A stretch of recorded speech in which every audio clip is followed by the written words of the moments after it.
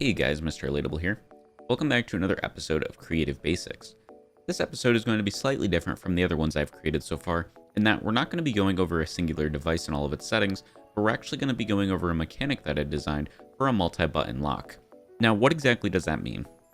A multi-button lock simply means that you're going to have to send 3 different signals to a lock in order to get it open. Now, you can set this up to be a barrier, the new lock device, a death barrier, really anything that you want that takes a signal. So let's just hop right into it. It's actually a very simple device, or a mechanic rather, so you guys shouldn't have any problems making it yourself or just following along if you want to. So one thing that you need to know about this as well is that this is completely expandable, which simply means that in this current iteration that I've created right here that I'll show you guys how to build, there are 3 different inputs that you need to put in to unlock the door. Now you can expand this by putting more music sequencers like so. So now there's going to be 6 different inputs, and this can go an infinite amount. So you can put as many different outputs or inputs as you want, but we're just going to be doing 3 for the sake of simplicity in this. So what's going to happen here is that once we send in 3 inputs to these 3 different music sequencers, it's going to unlock our door right here.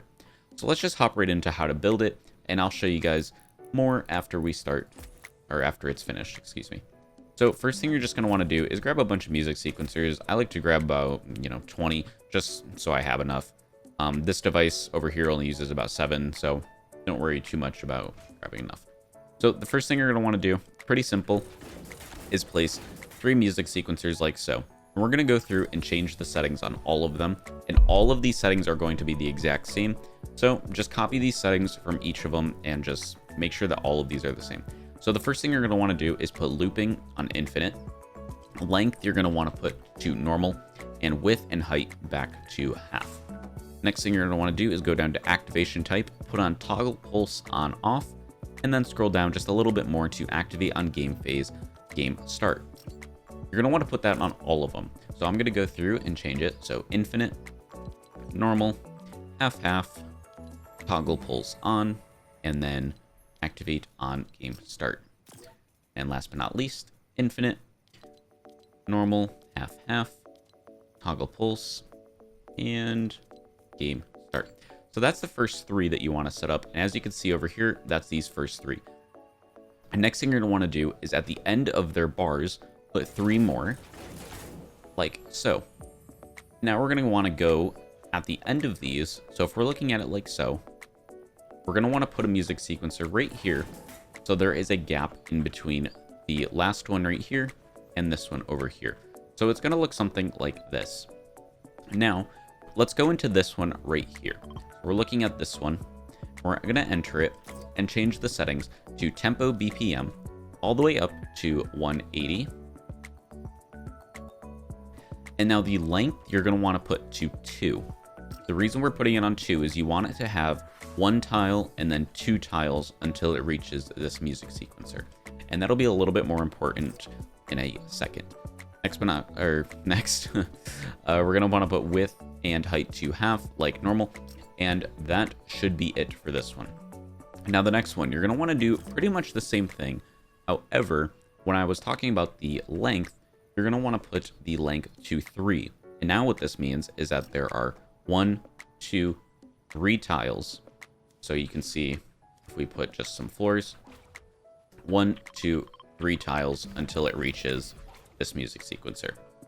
And then as well, put it to half and half on width and height. And last but not least, put this up to 180. And if you've been following along, we're just going to keep this on 4, as that's the length that it reaches the music sequencer. Then put both on half again. And on this final one, you don't really have to do much with this. You can pretty much just keep it the exact same that it is, but we're also going to throw out a trigger. And what this trigger is going to do is going to be the final thing that unlocks our door or turns off our barrier or anything like that. So just plop your trigger somewhere in the middle to the end. You don't really want to put the trigger on these first 2 tiles. Make sure that the trigger is past that. So I'm just going to put mine right around here. That is actually pretty important, so make sure that you do that, as well as we're going to go into this trigger really quickly and just turn it on to one triggered transmit on channel 1. Channel 1 is what we're going to use to activate our door, or turn off our lock rather, as well as we are going to grab a barrier just to show you guys that if you want to use your barrier. We'll just set up a barrier really quickly and then disable when receiving from channel 1. And it's pretty simple. We're just going to put the barrier on translucent so we can see it, as well as we have a door right here with the new lock device. If you guys don't know what the lock device does, I do have a whole video on that, as well as what the conditional button does. Pretty useful if you're trying to make an adventure map, or just even for really anything. They're pretty useful. Anyway, we have a button set up here, and we just have it set up so the door is going to be locked. These are all just the default settings. We're going to turn off the visibility in game so this physical device isn't shown, as well as we are going to unlock when receiving from channel 1. And then we're also going to open when receiving from channel 1, just so the door goes like that once we finish this. As well as I said, we have our barrier set up to disable when receiving from channel 1. And then that's almost it. There's one last thing that we need to do, and that is to go into these music sequencers, and we will have some buttons set up.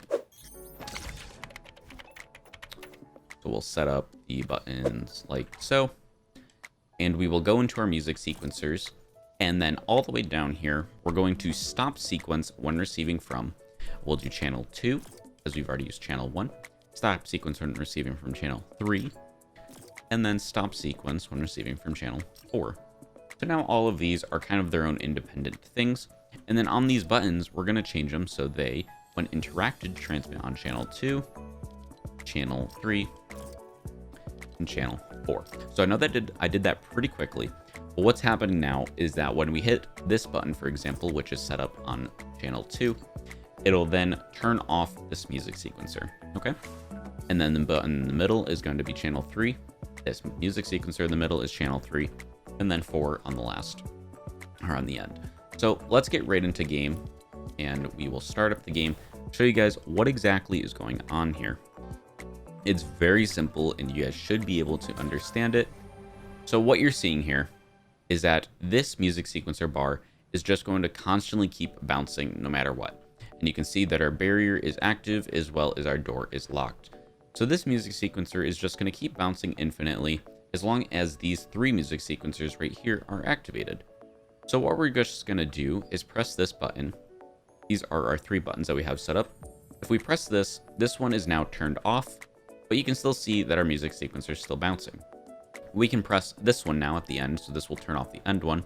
Doesn't really matter. You can turn these off in any single order, which is what makes this mechanic really nice, because it doesn't matter what order you put the buttons in. If I just click this one, you can see that our bar is still going. However, this one is now off. And then last but not least, if we click this one, it'll turn off all of them. Our bar will go by, hit the trigger, and now you can see our barrier is gone as well as our door is open. It opened kind of backwards, but that's okay. So now you can see that everything is working as intended. Now, as I said, this is extremely expandable, so all you would have to do is take this music sequencer, build another one here, and then just do exactly what we did. So this one is length 4, make this one length 5, this one length 6, and then you're pretty much done.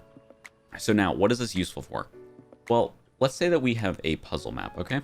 I really like puzzle maps. That's pretty much what I build exclusively, is puzzle and escape maps.